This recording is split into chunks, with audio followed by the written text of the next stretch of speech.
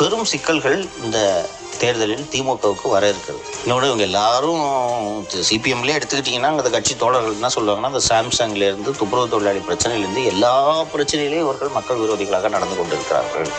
நாம தான் கூட்டணி தர்மத்துக்காக பல்ல கடிச்சிட்டு பொறுமையாக இருந்தோம். இப்போ குறைஞ்சது கொஞ்சம் அதிக சீட்டு கூட நீங்கள் கொடுக்க மாட்டீங்கன்னா நாங்கள் இப்போ எதற்காக இந்த கூட்டணியில் இருக்க வேண்டும் என்ற பிரச்சனை இனிமேல் தான் திமுகவுக்கு வரப்போகிறது.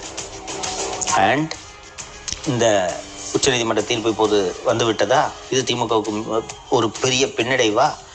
ஸோ திமுக பலவீனமாக ஆக கூட்டணி கட்சிகள் பேரத்தை உயர்த்துவார், இன்க்ரீஸ் தி நம்பர்ஸ் அப்படின்னு. ஸோ அந்த அடிப்படையில் தான் பார்க்க வேண்டும். சுமூகமாகலாம் இந்த தொகுதி பங்கீடு முடியாது. ஒருவேளை தாவேக்க, அதிமுக, பிஜேபி எல்லாரும் ஒரே கூட்டணியில் இணைஞ்சிட்டாங்கன்னா அவங்களுக்கு, ஆனால் மிச்சவங்களுக்குலாம் தெரிஞ்சிடும் தோல்வி உறுதின்னு சொல்லிட்டு, அப்புறமா அவங்களுக்கு வேற வழி இல்லையே சார் அவங்களுக்கு. யாருக்கு? திமுகவோட கூட்டணி கட்சிகளுக்கு வேற என்னப்பா பண்ண முடியும்? போட்டிட்டு தானே ஆகணும்.